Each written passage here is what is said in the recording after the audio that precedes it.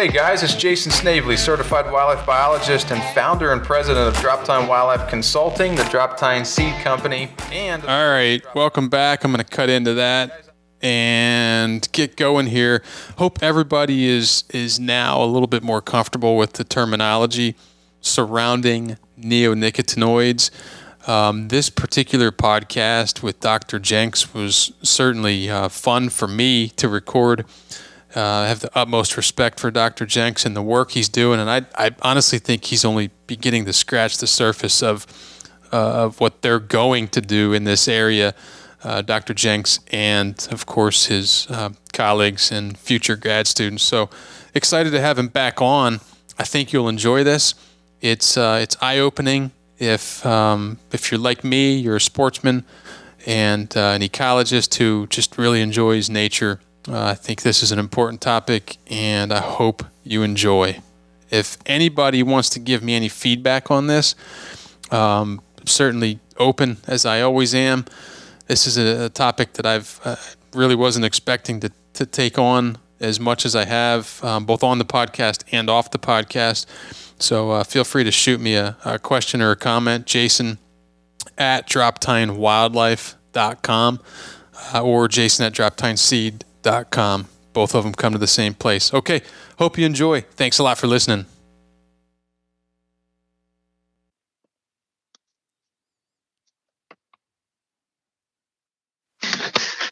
All right, this is a conversation that I'm going to have with Dr. John Jenks. John, are you with us? Yes, I am.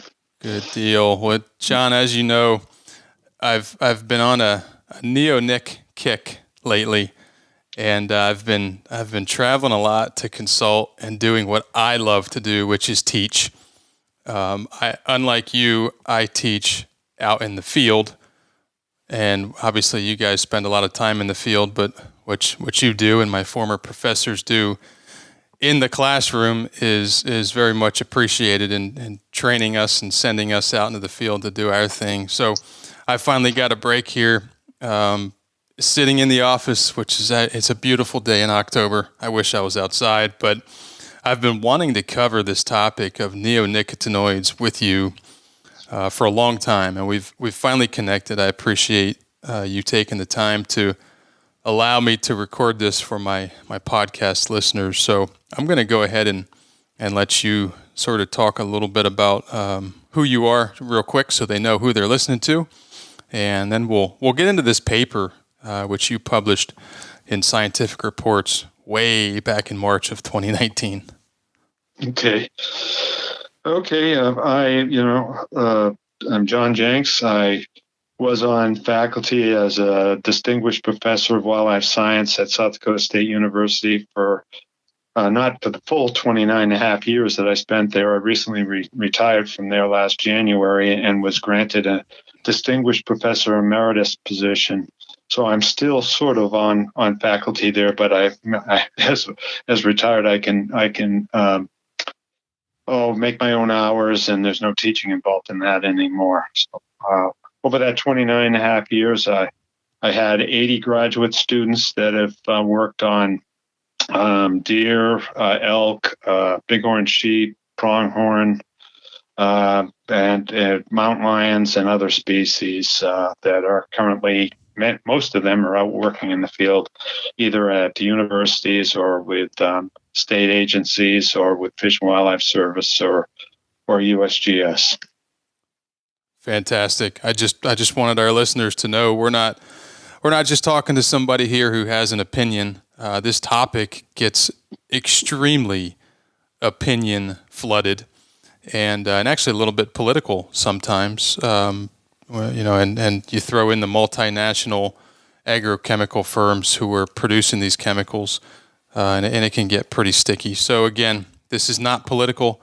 This is strictly, we're looking at peer-reviewed science, and of course the results can be interpreted however you wish to interpret them. But we're going to do our best to go through this paper, and I do appreciate the informal approach to Dr. Jenks. Obviously 80 grad students, 29 and a half years.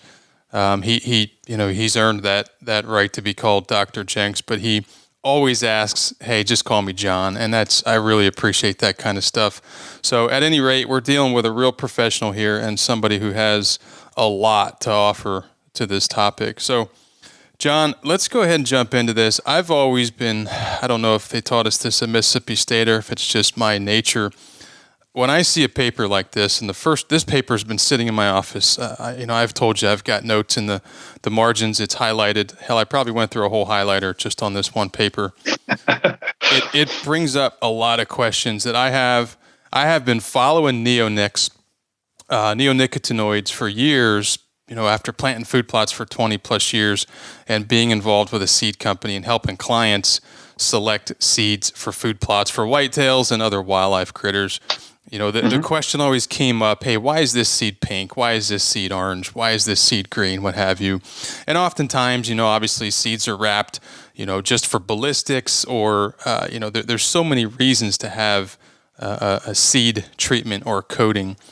But once you started publishing some of these data, it blew my mind because up to that point, and I don't want to downplay it, it's certainly important. I'm a bee lover. I have bees on my property, which are doing outstanding, by the way, on a regenerative farm. But once it got into the world of white-tailed deer, I thought, whoa, wait a minute, let's look at this, because this wasn't supposed to happen as far as I was concerned. So I'm immediately thinking to myself, okay, I'm going to go to the last page, and let's just get this out of the way for any savvy listeners who are truly in the science arena and understand science.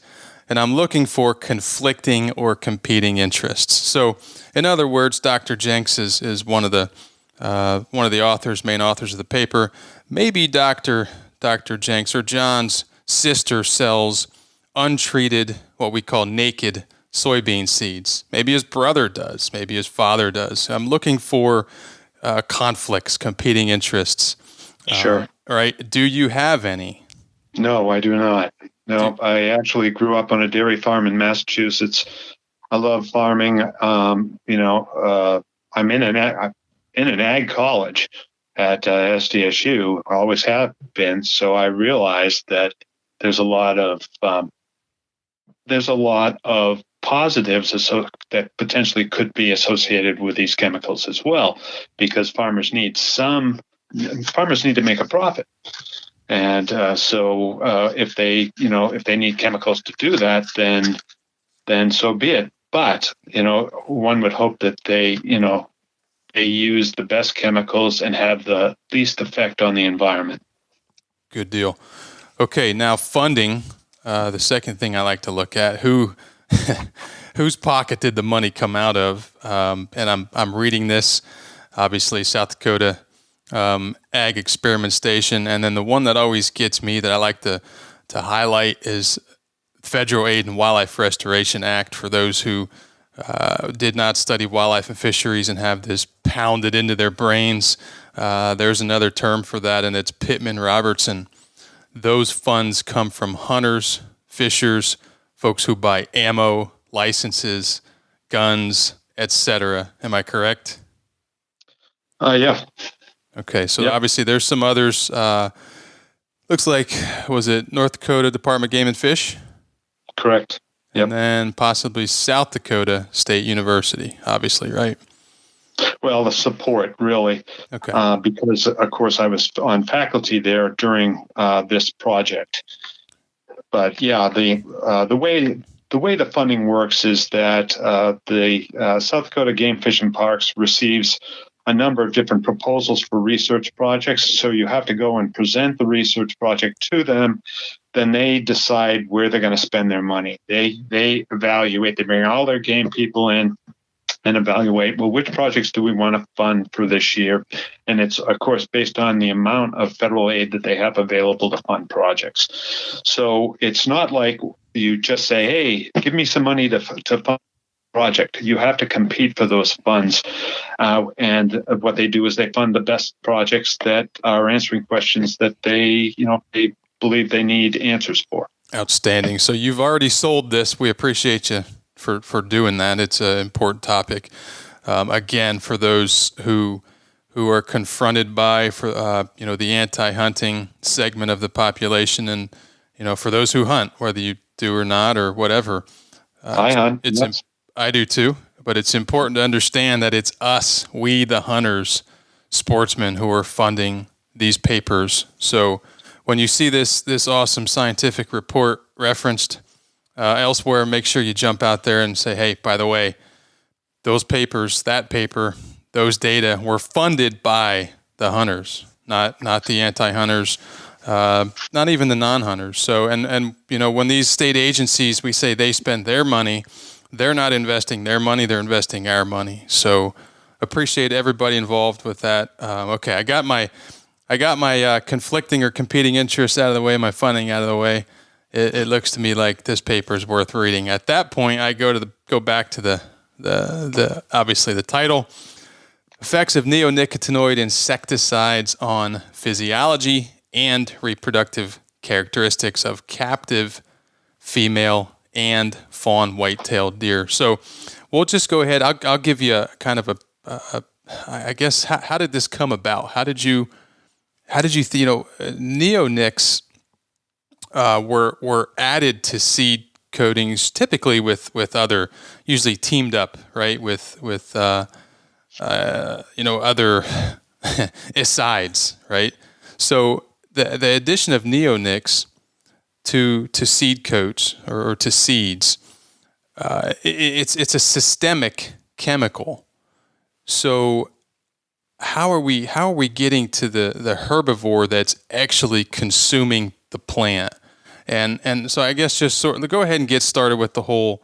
I have, like I said, I have a lot of questions. Okay.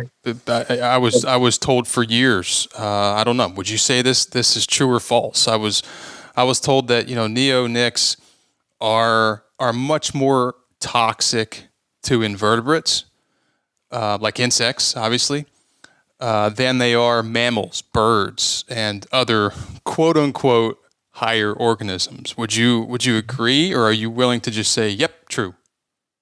I would say that the chemical companies have stated that they're specific for insects. They have low toxicity to vertebrates, or is what they've stated. Mm-hmm. But there's been very little work done on vertebrates, and especially large mammals. In fact, ours is the only project that has been done with captive animals, to my knowledge, anyway. Right. And, that was what it was believed to be the case, just based on the chemical companies stating that. But there's been very little work to support that. Right. Okay. Well, let's go ahead and jump right into sort of how you sold this to the state agencies and whoever else funded it. Yeah, sure. Well, first of all, because I was, when I was before retirement, an ag experiment station research person. I had a partial appointment with the South Dakota Ag Experiment Station. I have to have a project with the station, as well as applying for funding outside of the university. So that's where the Ag Experiment Station comes into it. And plus, the research was done at one of the Ag Experiment Station properties on the South Dakota State University campus. As far as the project with South Dakota Game Fish and Parks, I had seen Judy Hoy's papers, and in those papers she indicates what she did is collected a lot of necropsy data on elk, deer, and even pronghorn in Montana, and over time she saw an increase in deformities in those species. They were antler deformities in males. They were shorter snouts or jaws in deer, but at the end of the paper, she stated that these deformities could be due to exposure to agricultural chemicals like neonics. But she stated that this is only circumstantial evidence for a relationship between the chemicals and these deformities. Well, the only way you can deal with circumstantial evidence is to actually design an experiment where you evaluate if true or not these chemicals are responsible for the effects that she proposed in her papers. And because I had a captive herd at South Dakota State University, I thought, well, what better use of those animals but to evaluate whether these insecticides are causing harm to the species. That's a great start, and I actually forgot I had I have a lot of notes here, but I had a note. The April 30th edition of Scientific American. I think I was already telling you on aside from the podcast in a private conversation when Judy Hoy ran that paper where she talks about running a wildlife rehab center in Montana. And in the late 1990s, I'm sitting here going, holy cow, it's, at the time it was about 19, 18, 19, 20, somewhere in there is when I first started finding out about this potential for the chemicals to make their way into vertebrates, namely, obviously, herbivores like we like, white-tailed deer. But I'm thinking, here it is in the late 1990s that she notices this trend of pronounced overbites, enlarged right heart ventricles, and damaged or missing thymus glands and scrota. And I'm a wildlife biologist. I'm not a disease specialist. When I get so many emails and texts and phone calls. Hey, I'm going to send you a picture of a deer. Tell me what's wrong with it. And here just recently, I had a client send me a picture. He lives in Pennsylvania, has several properties in Iowa, or a couple in Iowa. He says, "Hey, look at the overbite on this buck. What in the world? What do you think caused that?" And I said neonicotinoids, and of course he was like, "What? Are you crazy?" And I was only kind of half answering that. Obviously, it was sort of a let's get him riled up, but. She's reporting seeing these birth defects as well in, like you said, other big game animals and domestic animals. And in 2002, I actually wrote down that what you're talking about. She says she finished that paper with, and I'm sure that this is what catapulted you into your doing what you do best. She said, although endocrine disrupting pesticides are mentioned as possible causes, no conclusions of cause and effect were justified. And I was kind of frustrated myself, and I thought, oh man, that really sucks, because she looked at 254 male deer, 67%, as you also cite in your paper here, had varying degrees of, anomalies, essentially, genital development, mispositioned and undersized scrota, ectopic testes, etc. So I'm glad that drove you to do that. And then I didn't think much of it, because obviously when a paper ends with, well, it looks like this could have could be a potential cause, but no cause and effect was found. There's no smoke, there's no fire. We'll just let it die. And then I see your paper in March of 19, and I think it was Scientific Reports.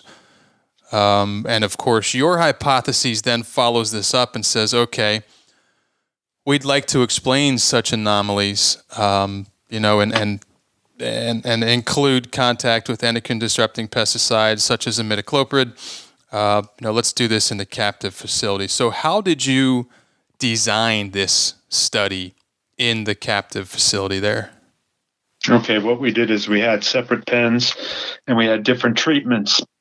And the treatments, we thought, well, how do we get the neonic into deer? And we thought, well, there are a couple of papers out of Canada that documented concentrations of neonics in wetlands. And we thought, well, when deer are out in this region of North America and in Canada, they're likely going to drink the water from wetlands. So that would be one way that they could, consume neonics, as well as through a consumption of agricultural crops. But unfortunately, it's very difficult to be able to control the concentration of what's being what's being fed to deer if you use agricultural crops. So we thought the best way to design this experiment was to purchase imidacloprid and mix it with water in these pens at different concentrations. And what we tried to do is mimic the concentrations that were available in wetlands in Canada based on paper that was available. However, based on one of our co-authors who's done a lot of work with neonics and insects, bees and so forth, he suggested, and rightly so, well, we need to show an impact. So we'll go with control, no neonics, and then a low, moderate, and then a high treatment level. And the high treatment level is greater than, or was greater than, what had been documented in wetlands in Canada. So that's how we designed the experiment. Okay, good.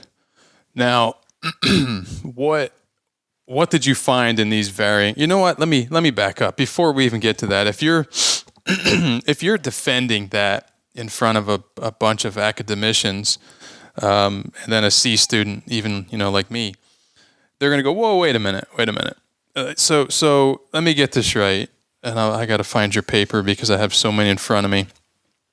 So we're looking at nanograms per liter. Am I correct? Yeah. Okay, so you're putting an aqueous imidacloprid, obviously in the water for deer to consume, and you have a control which is just plain water, right? You didn't add any imidacloprids, which is ironically there are trace elements, or there are trace concentrations, I should say, of imidacloprid even in the control, and we'll get into that later. But you're looking at 1,500, 3,000, and 15,000 nanograms per liter. So if I was one of these guys or gals in these big multinational agrochemical firm, I'm not against, by the way, big multinational agrochemical firms, but I do think that we should argue with them. I love arguing. Bayer, BASF, Syngenta. I hope you're not tied to any of these people because they're probably going to get irritated right now. As a famous football coach said, they can get their crayons out and write me a nasty letter. But actually, they already did to me. Oh, there you go. So we're in the same boat. So, who cares? Yeah, they've already responded to this paper and stated that we couldn't find what we did. And actually, because they collected 3 deer around St. Louis and they didn't find it in those 3 deer. So we couldn't found it in our experiment or in all those deer that we evaluated from North Dakota.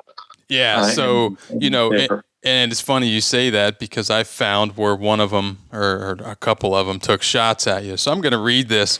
Yeah. This is in a magazine called Successful Farming, which I'm not a professional farmer by any stretch of the imagination. I get it just for the kicks of reading it.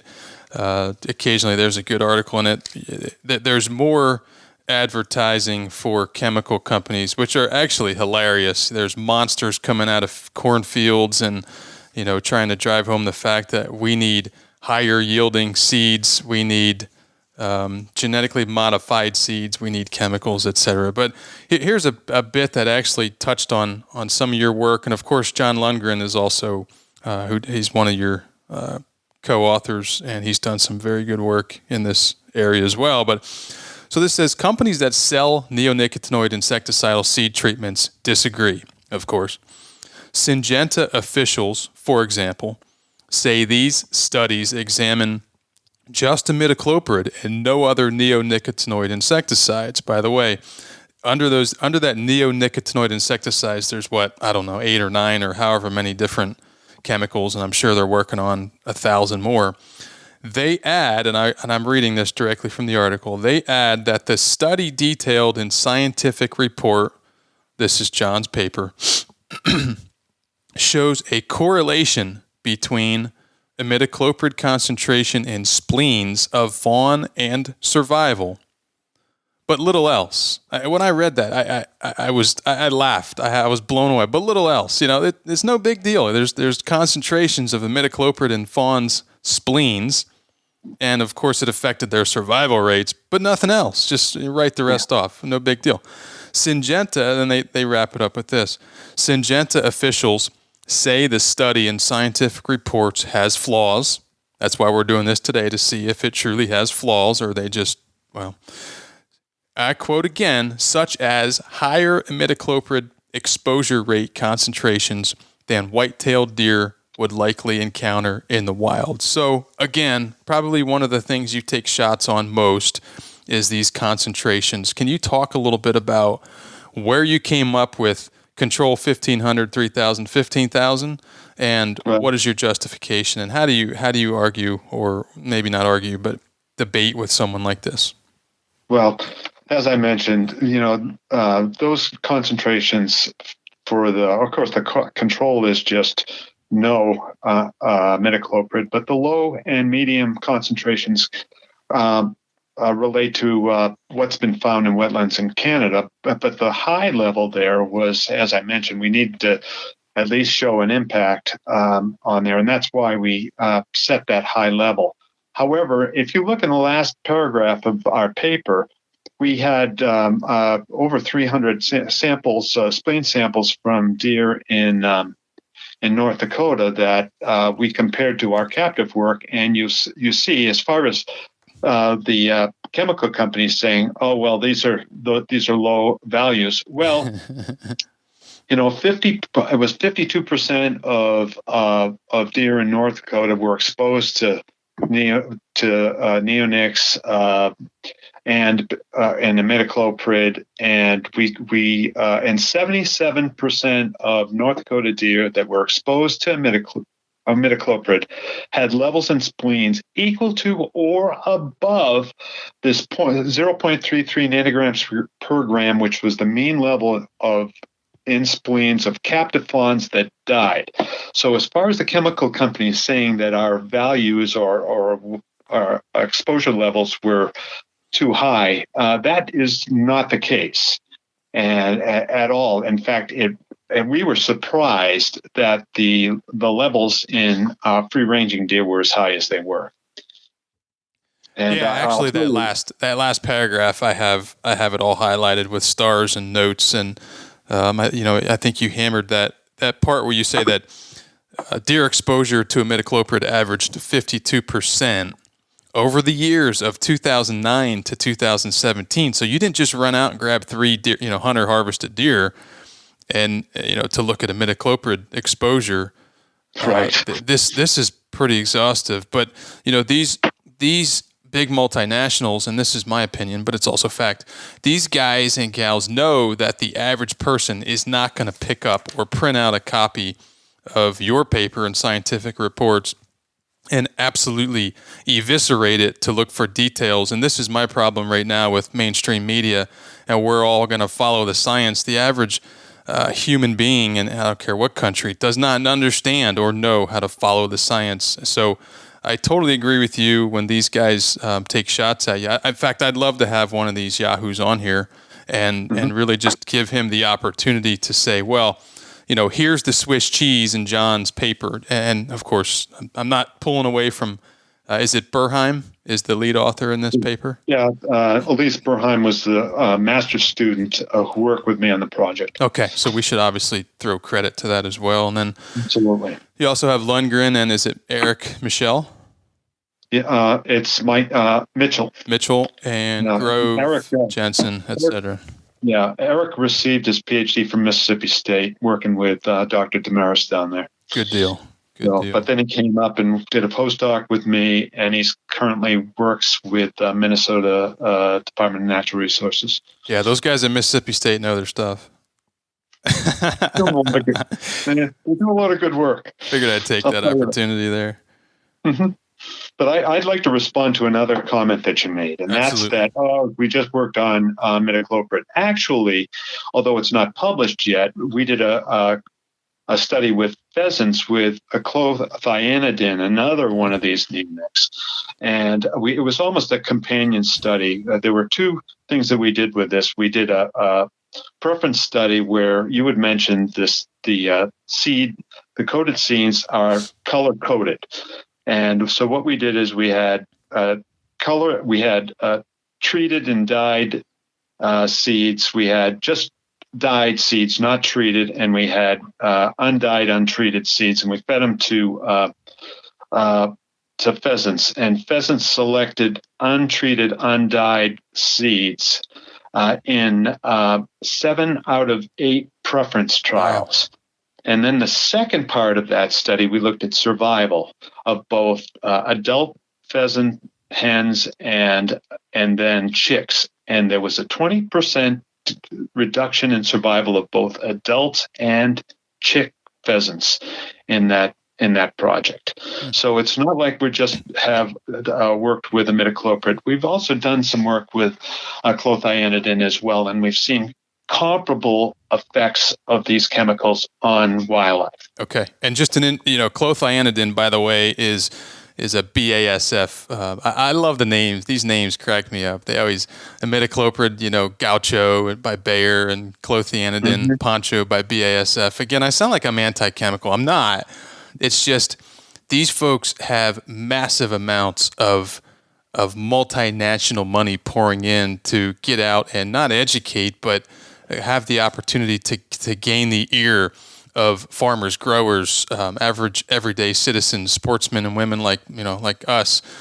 And these, Bayer and BASF are German-based firms. Syngenta is out of Switzerland, right? I think the last time I looked, Syngenta's like a $14 billion US dollar company. I don't know what it is in the Switzerland currency, but I looked right before this, and Bayer was 43.54 billion euros, right? I don't know how that equates to US dollar. I'm not smart enough. I could do it, but you see what I'm saying is these are very large firms. So why are we, the sportsmen and women, podcasters, whatever, not getting behind more of people like you and saying, hey, listen, somebody has to fight for the deer, the pheasants, and the turkeys, and that's my segue into turkeys. So my son and I love wild turkeys.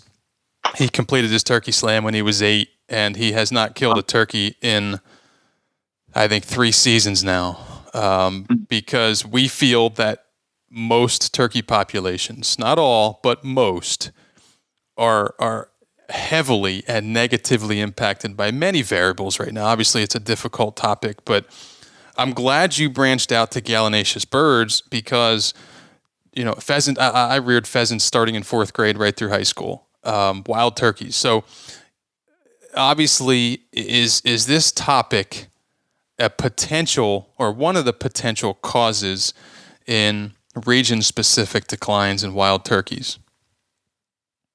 Well, the only way I could answer that would be potentially, and that's because I don't have any data on that. I would say that based on the research that we've conducted, there is some evidence that would support a reduction in numbers due to these chemicals.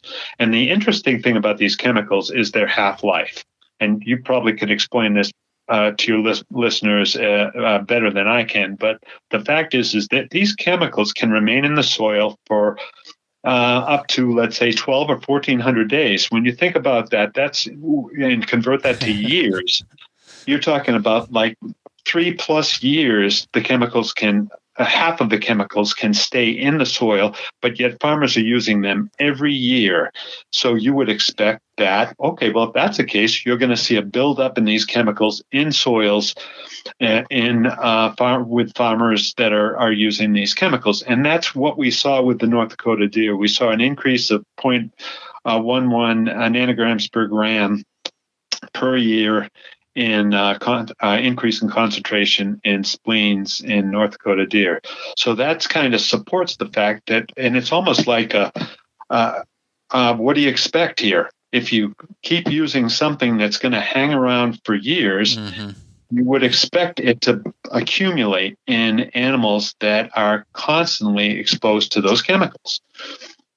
Absolutely. So no, I think you nailed that. Sense. In fact, a friend of mine, David Kleinschmidt, who I've had on the podcast before, is a farm consultant, an ag consultant, and he's a big regenerative soil health type guru guy. And him and I had this very conversation about half-life and, just chemicals persisting in the soil for many years. As people, you're talking 1,500, 1,600 days, people failed to forget, A, there's only 365 days in a year, and then B, when you look at the management and how these farmers are using them, they're applying and reapplying, especially in the case of herbicides, contact herbicides, they're reapplying these things, 3 and 4 times a year when the label says no more than one, but nobody's reading the labels. So you're exactly right. And I looked to see how long these chemicals can persist in the soil. And obviously there's many, many studies and much written about it. And they report years, but I think you hit the nail on the head when you were talking about concentrations of neonicotinoids in wetlands. And obviously the wetlands of our nation are the filters, right? That filters out a lot of bad toxicants, and that is a major concern to me. So I guess the other thing I wanted to talk about with regards to the fact that they build up in the soil. Well, before I move on to this point, I missed the fact that we've killed turkeys. Or I've had clients or friends or family members kill turkeys, and I'm a geek, right? So if somebody kills a turkey, the first thing they're thinking about is pictures, getting it cleaned, getting back, going bass fishing.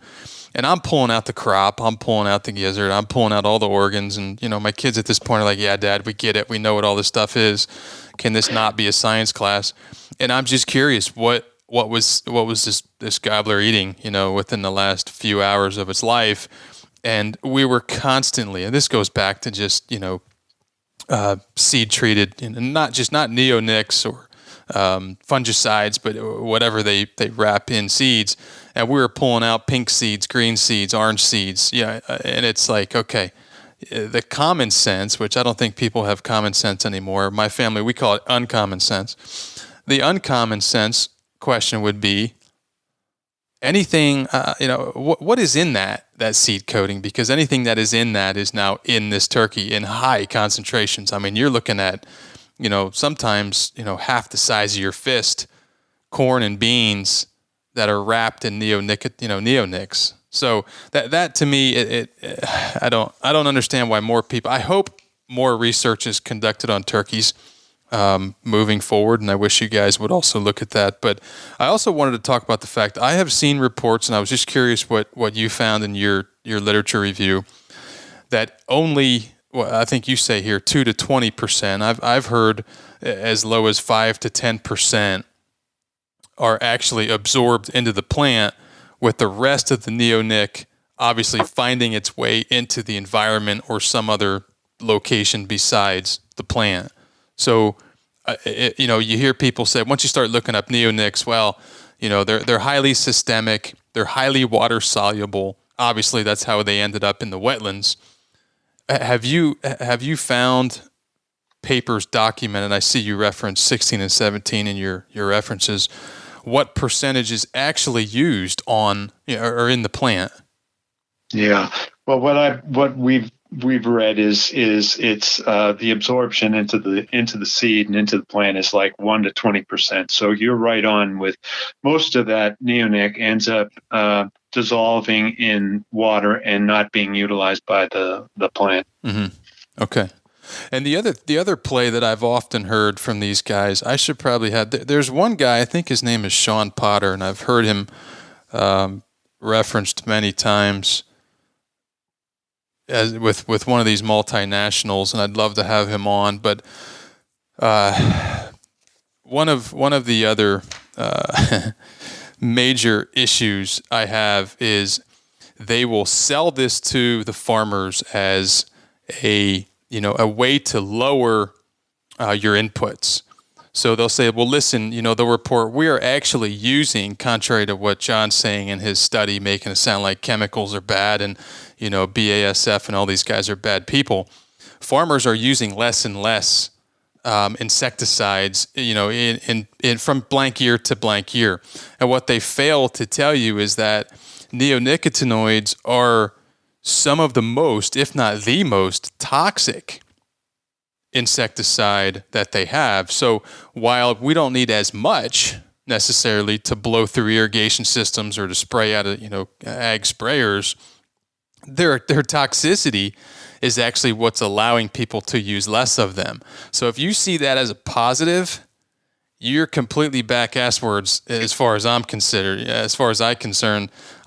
because okay, it's more toxic, so we can use less of it. but and initially they also sold it as it's more selective, and maybe I'm getting into the parts of neonics that really irritate me here, but it initially was a more selective in that you put it right on the seed, right where those, seed predators are going to either come in contact with it or consume it. So I think that I don't want to miss that point, and I'm going to do more pieces on neonics. There's so much. I have so many papers sitting here, highlighted and written on. I think there's so much involved. But I did want to point that out. Is first of all, let's give them the benefit of the doubt. 20% of what's wrapped around the seed goes into the plant. That means 80% goes somewhere else. If you're okay with that, you might as well hit stop right now and listen to music. And then the fact is, they're extremely more toxic than chemicals that they used to use that were sprayed again through other vectors. So just pointing that out. I don't know if you have anything to say on that, or we can move on. I think you hit it right on the head, the nail on the head with that one. It's like, where is this stuff going? And the wildlife out there are going to be exposed to these chemicals because they're not staying in the plants. That's right. Wildlife and fish. I mean, look at the aquatic system where these things are ending up. All right. What else? Well, I think that we could talk a little bit more on the fact that these farmers are using these chemicals every year. It's sort of like, and hey, I'm not against the use of chemicals 100%, but when you have a kind of a McDonald's attitude, like you've got these people with the chemical companies that are trying to sell it, saying you want, it's sort of like being at McDonald's. Hey, you want imidacloprid with this? Kind of thing. When in fact, so yeah, okay, it gets sold. Well, in fact, you can't find seeds that aren't treated, or it's more expensive in a lot of places to find trees that aren't treated anymore, because 95% of the corn seeds, for example, in South Dakota are treated with neonics, and about 50% plus of the soybean seeds are treated as well. So it becomes very difficult to find seeds that haven't been treated. And let's say you were concerned. One of your listeners is concerned, saying, yeah, I'm using it every year and I shouldn't do that. So I want to kind of cut back, and maybe I'll use it this year and I'm going to skip next year and see what kind of an impact that has, because I know it's kind of building up in the soil. So you go and you try to find seeds that aren't treated, and you can't do it. Mm-hmm. So you're forced to use the seeds that are treated, or it's going to cost you more to use untreated seeds. So you're being forced to increase the concentration of this neonics that's hanging around in the environment. And as far as I'm concerned, that's wrong. I agree. Before I get to this control thing, the control versus the treatment groups, which I had to sit back and scratch my head and say, holy crap, what did I just read? I want to cover this. So a lot of times I find myself around farmers who know what I do, and they say, you just grow deer, right? You're not harvesting grain. You make your money as a consultant. So you're just growing crops for deer and whatever. Your points are we don't care about them. But when you look at regenerative agriculture and soil health, and the farmers who say, okay, so what am I supposed to do, right? I haven't used a chemical here on my place in 5 years, I think it's been, at least. And I'm here to tell you there's more life on this farm than there has ever been in the 20 years I've owned it. But when you look at the fact that, and again, David Kleinschmidt's a good friend of mine, works for Understanding Ag. We have these conversations all the time because we see eye to eye on things, usually. But the use of neonics is a function of farmers trying to out-yield their environment, chasing yield, as if that's the holy grail, by planting earlier and earlier, right? So, we're taking these warm season crops like corn and soybeans, which certainly should not be planted in Indiana in March and April, and we're planting them in March and April because the salesmen, saleswomen, the sales professionals for these multinational, which, by the way, most of the seed companies are being bought up by the companies like by companies that we're talking about, Bayer, BASF, Syngenta. They're almost collectively owning all of them at this point. So they're pushing a specific genetically modified trait. They're pushing a insecticidal seed treatment. And they're telling the farmer, listen, if you plant these earlier and earlier, you've got these, based on maturity, you're going to get a better yield, a far better yield. Oh, okay, the farmer says. Well, the problem is when I plant them in cool, moist conditions, here in the north, the seed just sits there, right? The seed can't germinate. It's looking for, I don't know, say 60, 65, whatever degrees in the soil atmosphere to germinate. The seed sits there. Well, all of us know the longer a seed sits there, the more susceptible it is to seed predators, right? So we have all these seed-eating insects that obviously capitalize on the failed management of farmers, which is promoted by the very people who are extracting U.S. dollars, which are becoming more and more useless or less in value. But they're extracting money from these farmers by selling them this quote-unquote technology. So all this time you have wireworms and white grubs and cutworms. I'm not an entomologist, but I just hear farmers complaining about these insects consuming their seeds. What they don't understand, or they fail to understand, is that in the process of wiping out these nasty,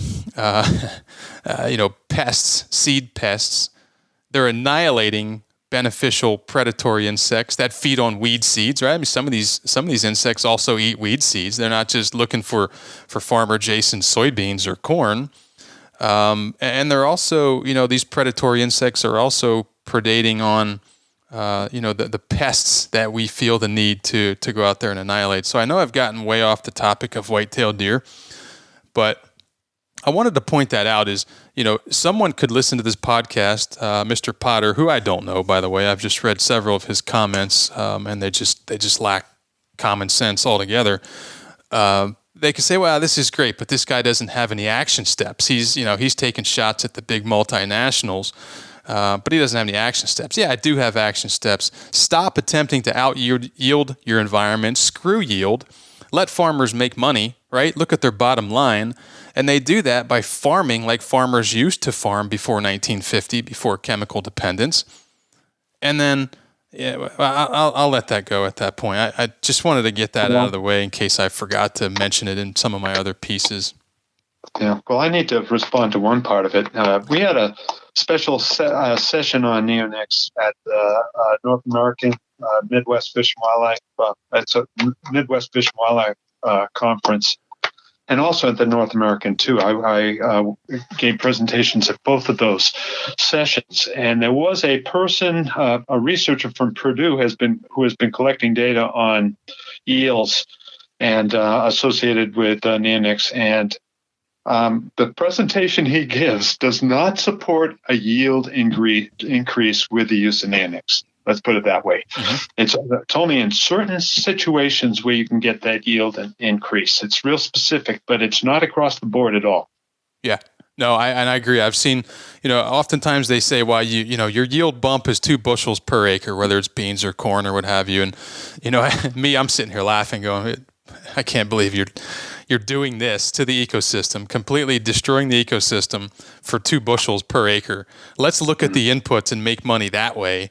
But yeah, I've read similar, studies where they say, hey, there was little or no yield bump. So I'm glad you pointed that out. By no means was I saying that there's always a yield bump. And the other thing that you hear these folks say, the sales folks for these firms, is they provide good insurance for the grower. Anytime you hear people promoting, hey, it's just it's like adding extra nitrogen, right? It's just an insurance program. It doesn't cost much. Just throw it on. Well, how about we stop playing the insurance game in agriculture and forget about chasing yield and make profit so that our farmers can remain on the farm. They can be profitable.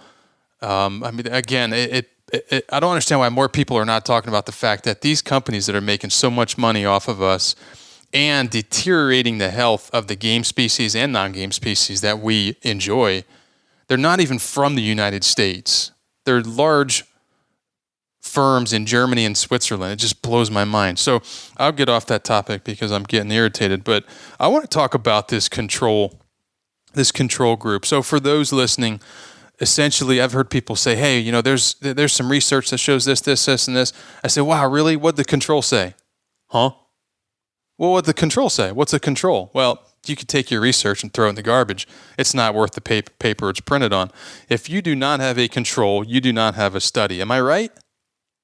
A control helps considerably, and it provides that comparison so that you know that you really had an impact.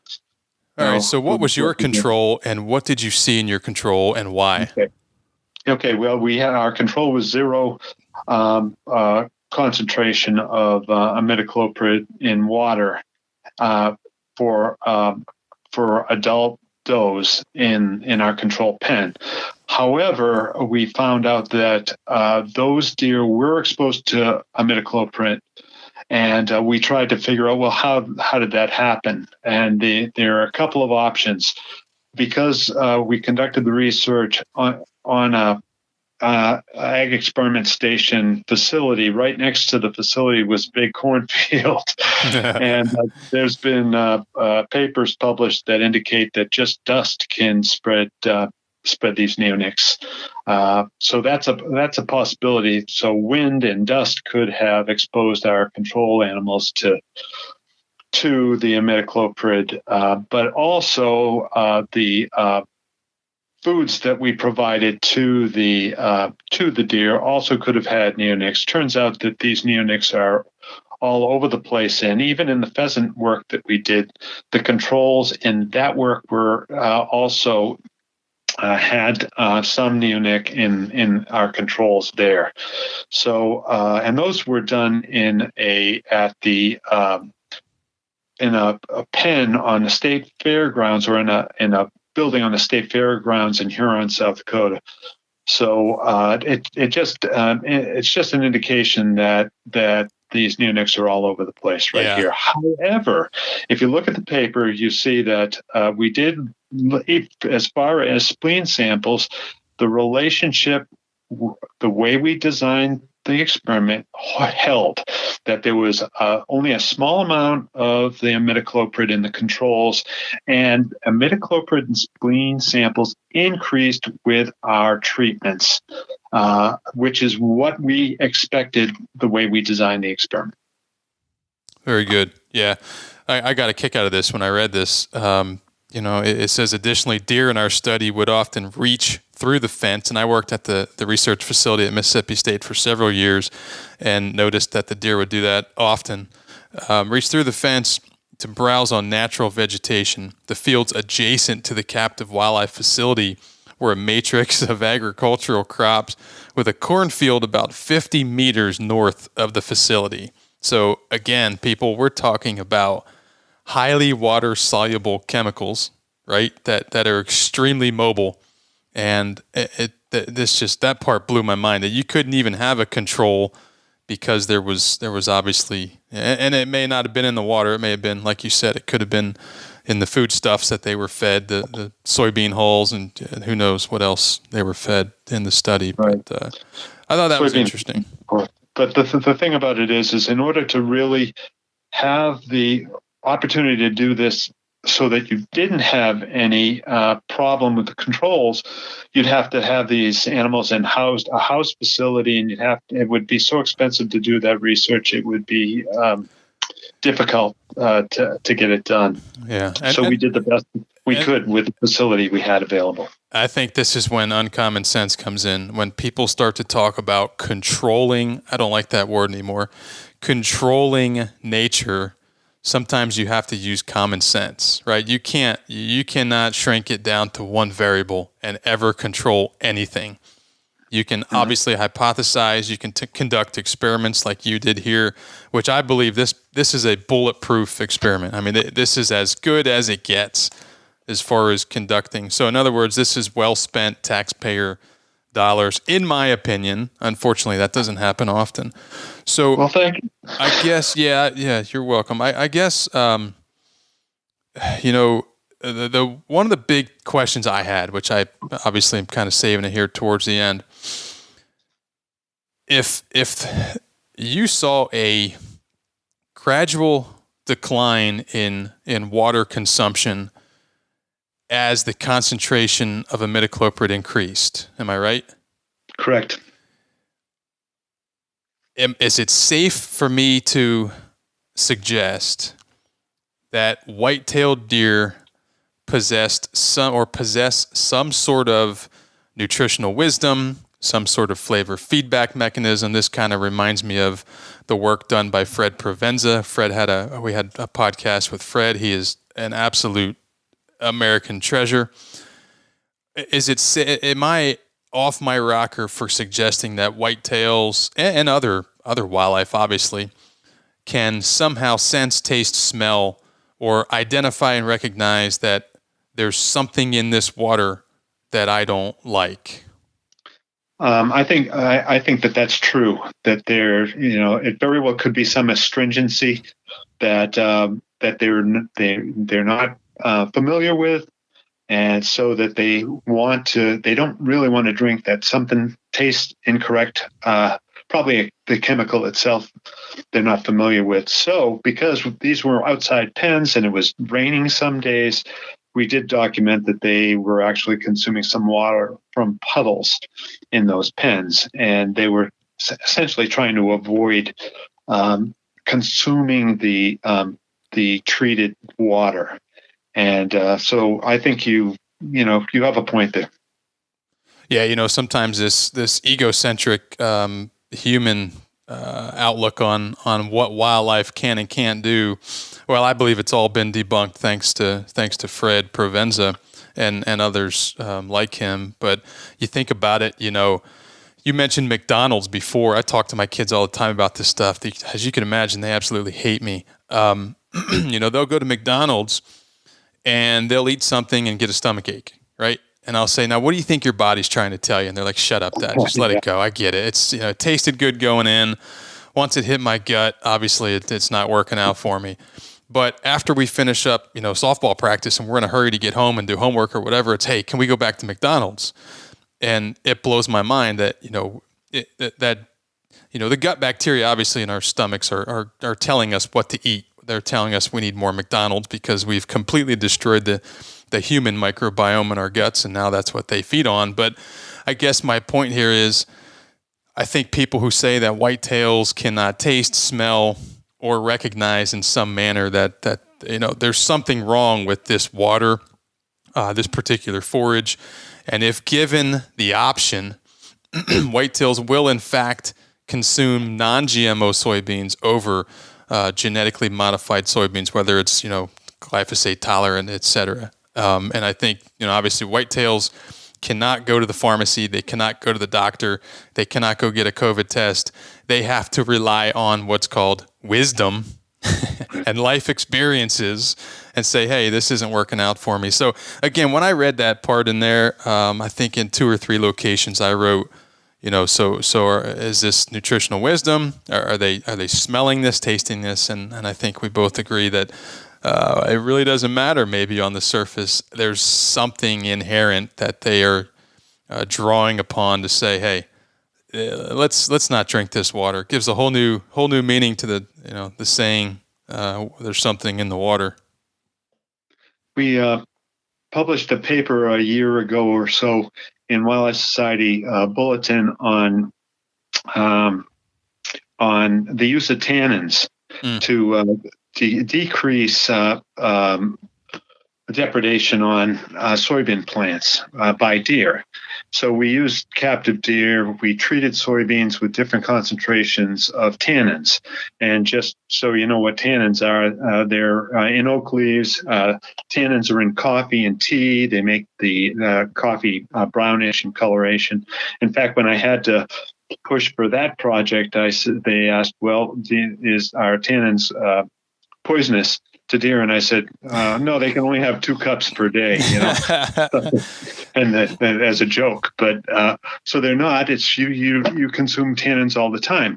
But we found in that paper, and I would suggest you look at that, because what we were trying to do is here's a natural option that could be used in to replace neonics that uses a common a chemical that's found in nature that could reduce depredation. And there are striking results in that paper on how deer avoided tannins. And we use the literature from Africa where condensed tannins are avoided by browsing ungulates or antelope species in Africa when you get up above 20% concentrated or condensed tannins. Yes, but who can make money off of that? That's the ultimate. Nobody exactly. can make money, and I don't know that you can patent tannins. I'm sure they're working on it, but when we in the Fred Provenza podcast, I talk about getting inquisitive at some point in my career and saying, I don't understand. I get that deer are free range, but I feel like we're giving them everything they could possibly want and more on these properties that we've been intensively managing for 10 years. What's the problem here? And Fred was the one who knocked on my skull and said, listen, too much of a good thing is not a good thing. Just because you have 6-foot tall soybeans with cow manure on them does not mean that they're going to stay in those soybeans nonstop. They need to balance those toxicities by taking excursions to the nasty, hemlock dominated stand and strip the bark off of the sapling, the hemlock saplings, seeking specific plant secondary compounds, and that just hit me in the head like a 2x4, and that's when I changed the way that I look at food plotting. I said, okay, these plant compounds are in all kinds of forages, whether it's obviously trees or forages, and we started to diversify what we offer, and now it's just totally changed the way that we do that. But that's good stuff, and that is a great paper. I actually have not seen that paper, so I'd like to read it. Okay. Anything else that comes to mind as I look over my notes to see what? Honestly, that we are right at an hour with our recording, and not that means anything, but I have enough notes and papers here that we could talk about this for 3 hours. I think my ultimate goal was to let my listeners hear, hey, this is not just killing bees, right? Anytime if you do a search of neonics, imidacloprid, or whatever, I bet 80% of it is bees, right? And then that's important. But then you also find the balancing, 19% of it is in birds, right? And then less than 1% is folks like you looking at, mammals, et cetera. And I think what I see there is a food chain, right? And this goes back to what, 4th grade science or 5th grade science? I think that my kids have gone over food chains and food webs every year.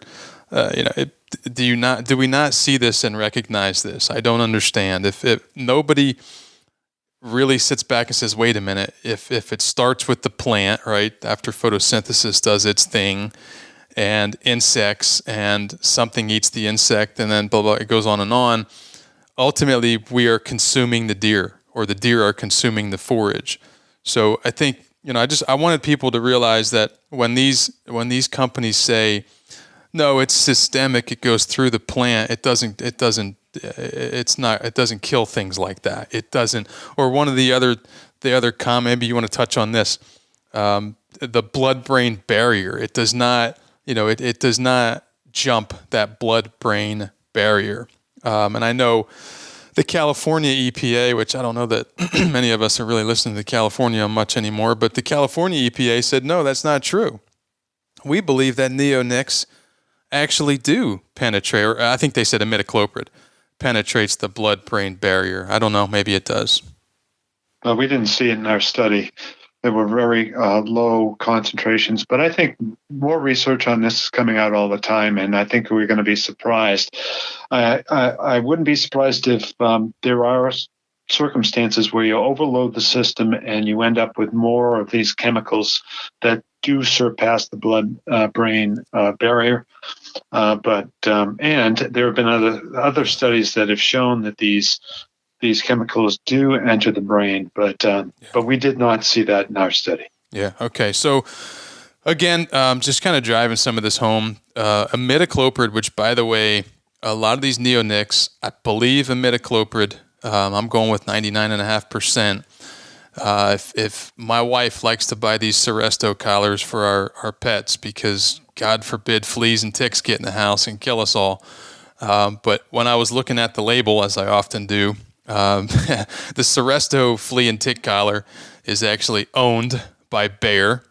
And when you read the active ingredients, you see neonicotinoids, you see imidacloprid in there. So if your dog's running, my dogs still have them on, right? I'm American. I can't figure things out based on common sense. But if your dogs and cats are running around with Seresto collars, that's Bayer putting imidacloprid and neonics on your pet. Which, when I left my house this morning, my daughter was hugging her dog who has a Seresto collar on. So these things are everywhere, obviously. But going back to the whitetails, so imidacloprid was present in the organs of the control group. It was also present, obviously, in in the spleen. You had noticed fawn survival, increased levels of thyroxine, so that would suggest hyperthyroidism, right? So that, to me, probably, people tell me I have hyperthyroidism. I don't know if I do or not. I don't really care if a doctor thinks I do, but I have a high metabolism, and I really can't gain weight. I can eat like a wildebeest, but I can't gain weight. Actually, it was the opposite. Decreased levels of thyroxine. Oh, was it decreased? Yeah. So the interesting thing was, if you look at the behaviors, because we looked at behaviors of both the adults and the fawns, and those that had the high levels of imidacloprid or in spleens had lower activity. I got it. Okay. They lied around more. They ate less. That sort of thing. Well, I do that too. I must have conflicting hormonal imbalances then. That's great. Okay, yeah. So as from an activity standpoint, then, right. What did you see from an activity standpoint with those and fawns? Yeah, lower activity, and we were concerned that if you have lower activity with adults and especially with fawns, being able to escape a predator, for example, they might not be able to do that because they just don't have the energy, the activity to be able to go ahead and do that. So that's one of the concerns. If you have these fawns, maybe they don't die from exposure to the actual neonic, but they're predisposed to predation because of decreased activity, and that was a concern. Right. Now, what about for those who have noticed, jawbone length? Variations. What did you find specifically with regards to that? Well, we did find a shortened an underbite, really. In this case, we have a shorter lower jaw than you would expect, but it wasn't very strong. The relationship wasn't very strong there, but there was some evidence to indicate in fawns that the lower jaws were shorter than they were in control, in the control animals. So there's some evidence to support Judy Hoy's data, but it wasn't particularly strong. Okay. Now, the end of your abstract, I just kind of want to drive this home. The end of your abstract finishes with this sentence: results demonstrate that imidacloprid has direct effects on white-tailed deer when administered at field-relevant doses. You stand by that? Yes, I do. Yeah, I think that we've documented that. But I would tell you that more information, as you've mentioned, needs to be collected on this to confirm this. Sure. Minnesota has collected a number of spleen samples from harvested deer, and they're in the process of evaluating the potential impact of or exposure of deer in Minnesota to imidacloprid. Now, I've told clients over the years, and we've talked about it on this podcast, that I believe fawn recruitment rates, if there's one variable I could know coming into a project, fawn recruitment rate would probably be it. It's extremely important, I think. This sentence in your discussion, I have it highlighted here, says significantly higher concentrations of spene and imidacloprid levels were found in fawns that died compared to those that survived. So now, obviously, there's a direct correlation in fawn survival here. That to me is probably a highlight of the study. Correct. Yeah. And that you mentioned earlier about the chemical companies saying that that's the only result, that's all they found. Well, that's the most important thing that we found there as the potential impact on deer populations. As you mentioned, if you've got recruitment rate is down, then you're not going to be able to harvest as many deer in the future then, because you're not going to have as many deer to be able to harvest. Absolutely.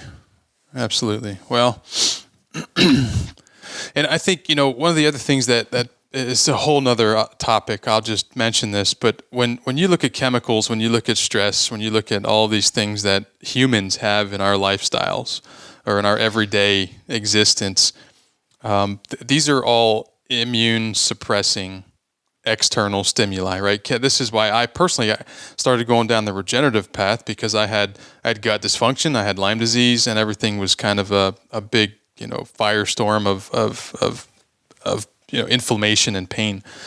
But I don't think people understand that this immune suppression is extremely important to consider, both not only in the whitetail, obviously all these critters we're talking about, which are important to us as sportsmen and sportswomen, but in our own personal lives and health and fitness, is these immune suppressing chemicals are they are not good at all. So just consider that. Again, I'm not anti-chemical. I hate technology. I shouldn't say that.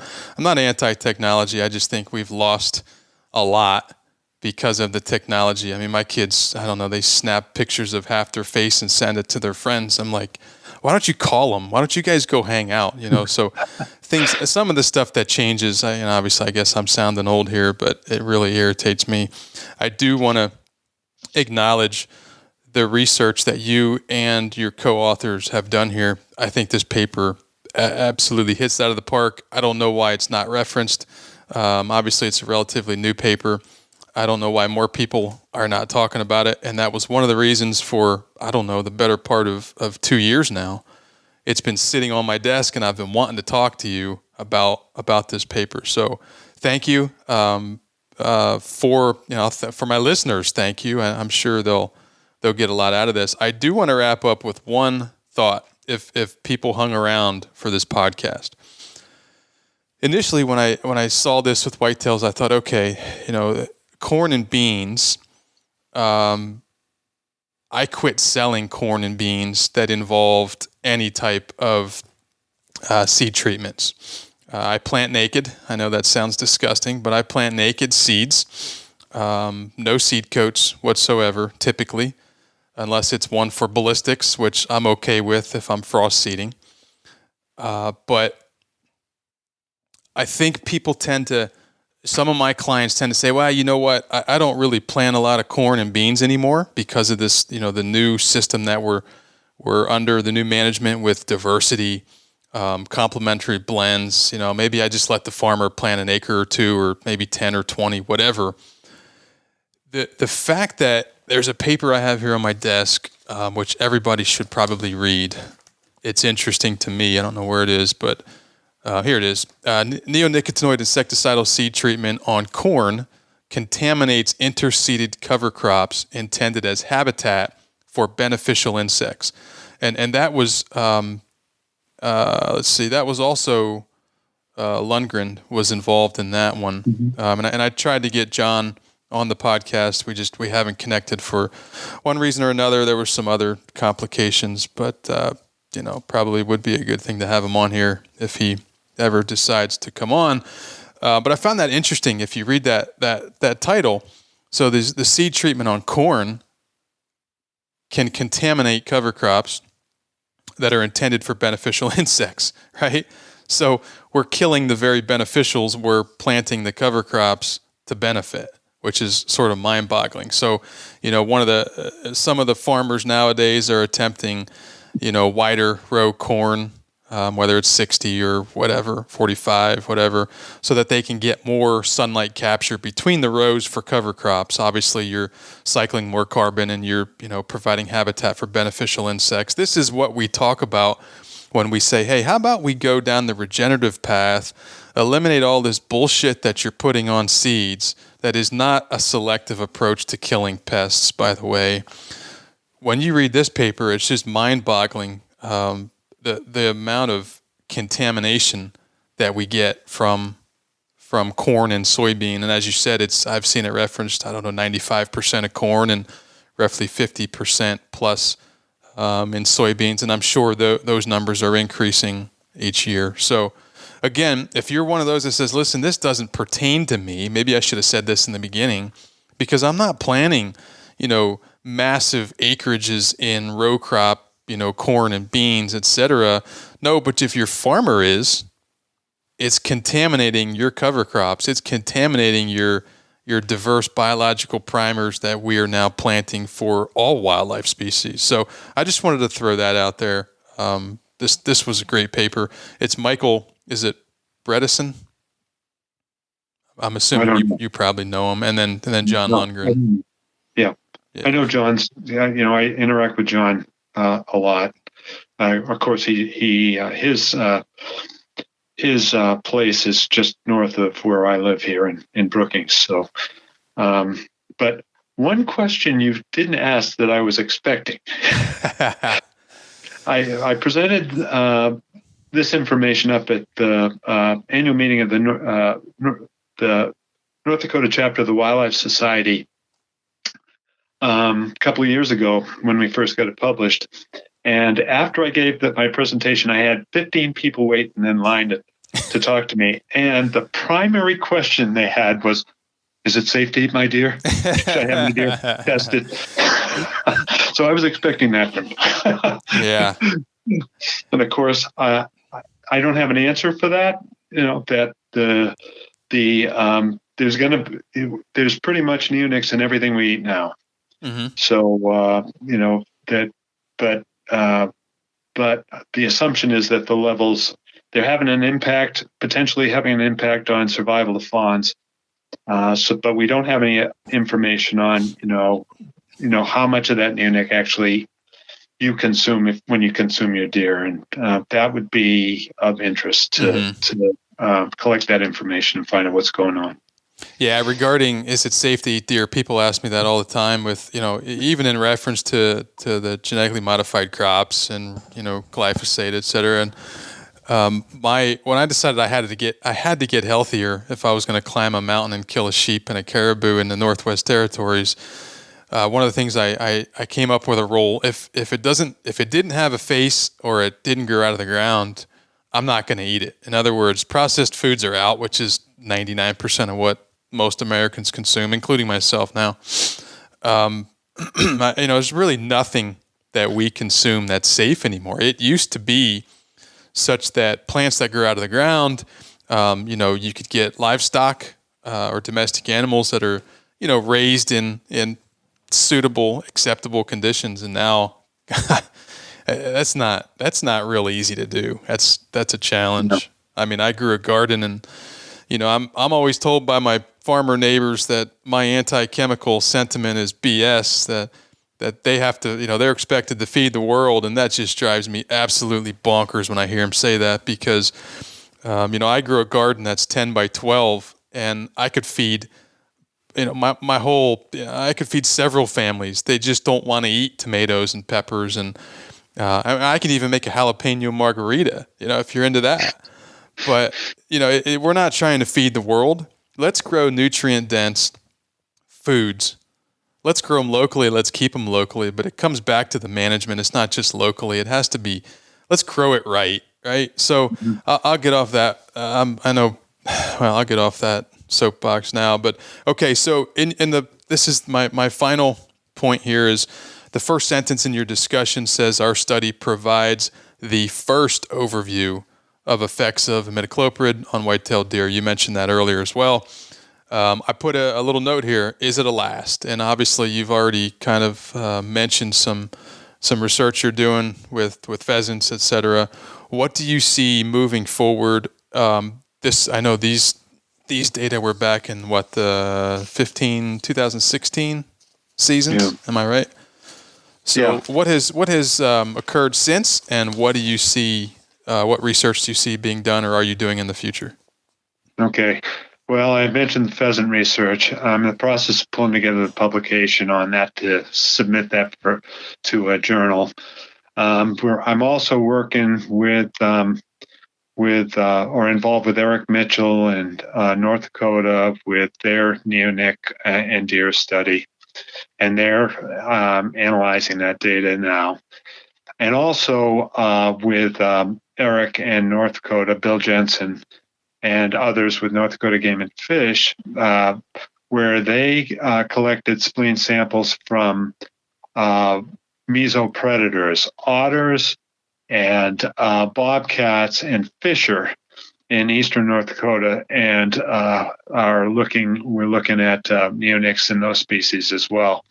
I think that's as far as the captive work, because we had to euthanize those animals.